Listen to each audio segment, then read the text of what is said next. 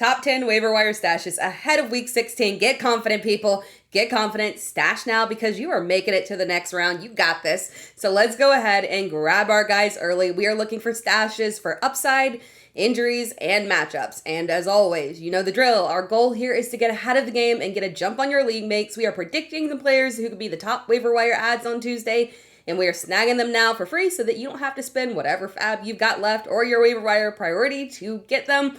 Let's beat the waiver wire together. And of course, as always, go ahead and drop any start-sit questions that you got in the comments. Let's go ahead and dive right in. Josh Jacobs is dealing with a knee injury that has been lingering for weeks. And Matt LaFleur said that he does feel positive about Jacobs being able to play. But as of right now, Josh Jacobs is questionable. And this would not be the first time that they felt good about Jacobs, only for him to not end up being able to go.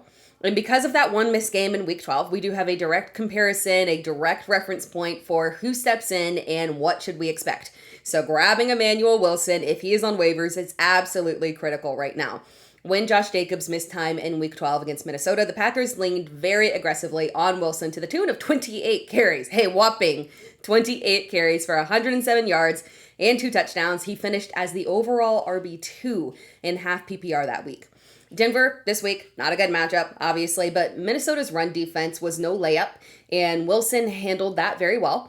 Both the Packers and the Broncos are extremely stout on defense, so we would likely see a low-scoring game where both teams try to rely on their run game, and Wilson would be an excellent start if Jacobs can't go.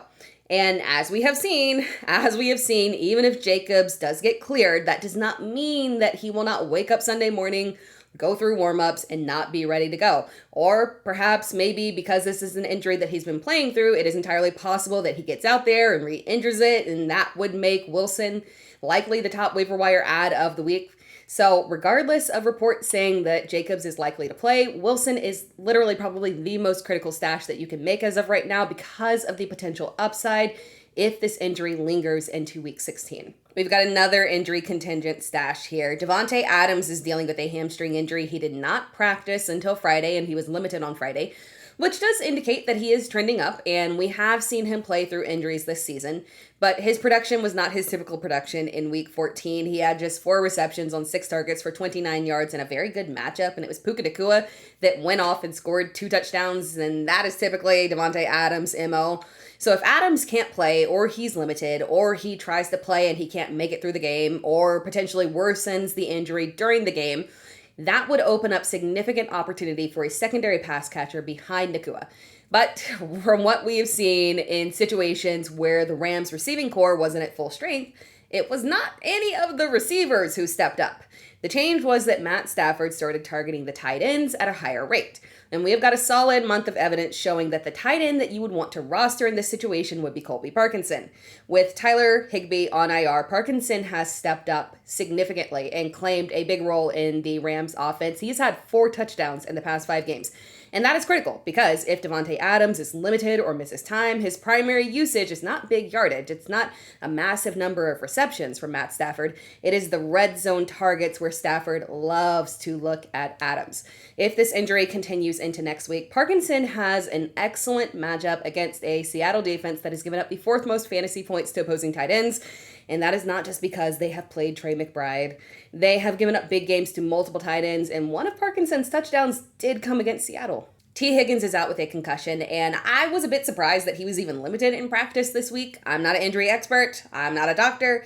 But the facts are that he missed a game with a concussion. He returned, and he hit his head in that game in a way that often results in concussions. He was evaluated for a concussion. And I'm sure at the time when we were all looking at it, we thought, yeah, he is definitely going to be out because he just had a concussion and his head bounced off that turf in a really ugly way. But somehow he was cleared to return, which seemed a little odd. But then he reported concussion-like symptoms after the game and entered concussion protocol. That was very interesting. It seemed unrealistic that he would play this week, given the fact that he went from limited on Wednesday and Thursday and did not straight up practice. These concussions also being back-to-back, I don't think that it is odd to speculate that this could be an extended absence, particularly when the Bengals are as close to humanly possible as being eliminated from the playoffs, unfortunately. And previously, we talked about Andre Yoshivas. And while I do think that he could theoretically be the safer pick because his snap count is higher and he's on the field with Jamar Chase and 2 wide receiver sets, it does seem like the Bengals actively want to push Mitch Tinsley forward there. Tinsley's role essentially doesn't exist when the Bengals are at full health because Yoshivas is factually the wide receiver 3 for the Bengals. But a player going down doesn't necessarily elevate just one option. And we have consistently seen 2 players benefit from an increased role when Higgins is out. And in this case, it is actually Mike Gesicki and Mitch Tinsley. Tinsley is very interesting. It does take a lot to get there, but in week 13, Higgins did not play and he had 9 targets. The only issue is that he only caught 2 of those targets for 22 yards, but he clearly benefits from increased targets when Higgins is absent. I think that he is a good stash. He is not necessarily someone that you want to start this week, but someone to keep on your bench so you can keep your eye. If he does do good and if he does go off, you already have him and it's not a problem. Now, Mike Gesicki could be so much more with Higgins going down, and he could be so much more in general if he was not splitting snaps with Noah Fant. That is the only issue there, but there is a clear preference in targets that goes towards Mike Gesicki between the 2.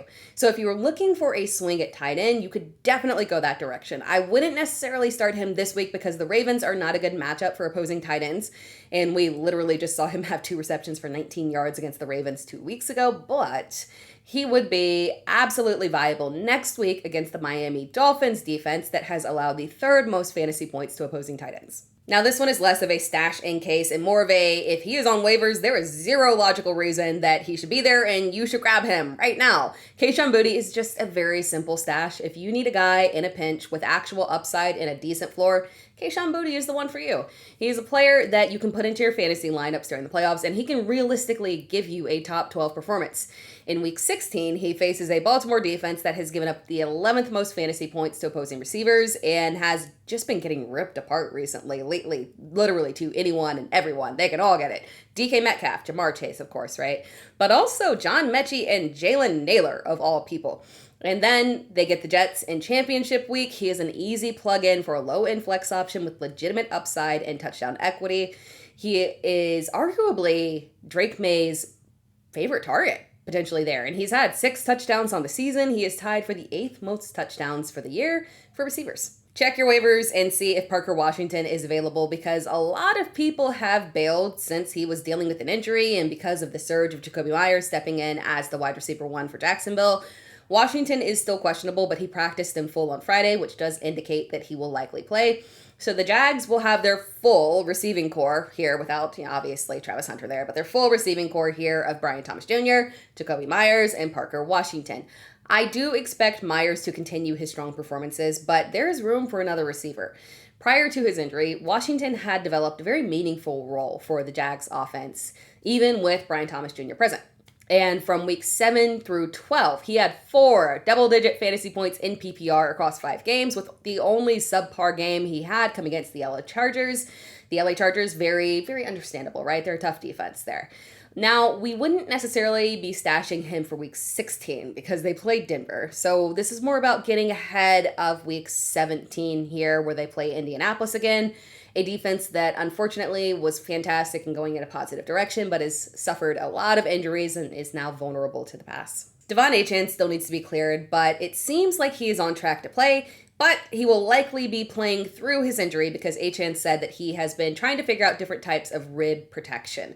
So stashing Wright is just injury contingency in case the rib protection does not do its job good enough and Achane gets hit too hard and there's further damage.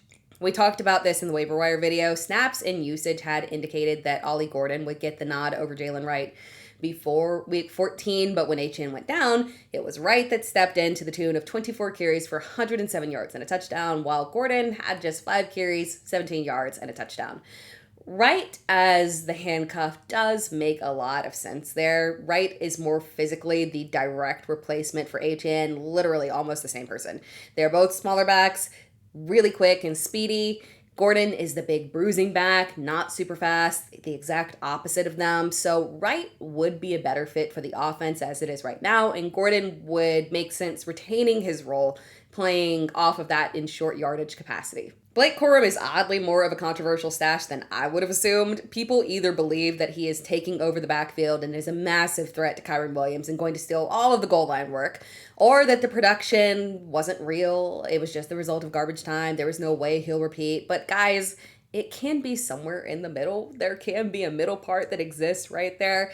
Williams is the RB1. There is no question there. And Kyren Williams isn't struggling, while Blake Corum has been fantastic. Kyren is not having issues. Aside from the heavy usage earlier in the season in the first 3 games and then like one outlier game, Kyren Williams has typically seen between 12 and 14 carries very consistently, and that is what he's been getting over the past couple of weeks. So there is no reduction in his usage here. He has had very stable production, and no one is taking that away from him. Corum has had the same amount of carries that he typically gets. It's typically 7 to 12 carries. That is what he's seen for the majority of the season. And he's just been far more successful with the carries over the past couple of weeks. The difference, the clear difference there, again, is the productivity that has come with those carries. Instead of 7 carries for 24 yards, it's 7 carries for 81 yards and a touchdown. Instead of 12 carries for 37 yards, it's 12 carries for 128 yards and 2 touchdowns. So if Corum is able to keep up with this production in a terrible matchup, that would be huge. We do have to pay attention to it. And at the very least, he is still one of the best, if not the best handcuff that you can roster rest of season. This is another one that we talked about in the waiver wire video. People are underestimating the value that Devin Singletary offers. The Giants' backfield is a committee, and I fully understand. I get it. Like, it's not an issue. I know why you want to roster Tyrone Tracy Jr. I think in theory I would want to as well, because we've seen it before. We saw it last year, and Tracy was the better back over Singletary, and he probably still is. But since the first game that the Giants play without Cam Scattaboo, the majority of the games have been Devin Singletary either outproducing or being equal to Tyrone Tracy in fantasy points, with the exception of literally 1 game. So that's a total of 5 games that they have played together, and just 1 single game where Tracy outsnapped and outperformed Devin Singletary. We've got a very easy matchup against Washington, and then a middle-of-the-road matchup, somewhat difficult-ish, but not that bad against Minnesota, and then a glorious championship week matchup against Vegas. Singletary is worth a stash. And on to our most frustrating stash of the week. Once again, Arizona has irritated us with no clarity on a running back, and this time it is not Trey Benson. Trey Benson is out by default for the year. No thanks to any tip-offs from Arizona. We had to infer that one, but now we still have 0 clue if Emari Demercado is going to play this week. There is 0 lean on his status. There are no rumors or anything out there as of the filming of this video. He is questionable. He was limited in practice all week, just like last week, and he did not play last week. He might not play this week. He might play this week. We don't know. But here's a good thing. No matter which running back is active, neither one of them is going to have a massive day, more than likely, in this matchup. It's not a good matchup. But we're in this for weeks 16 and 17, which are far better matchups. And at the very least, we know for sure that the backfield would be Knight and Demercado. I won't hold you too long on this one because I did a full breakdown comparing their stats and games together in the waiver wire video. You can check that out if you want to. But in short, I just want the guy that gets the goal line touches here, and that is Bam Knight.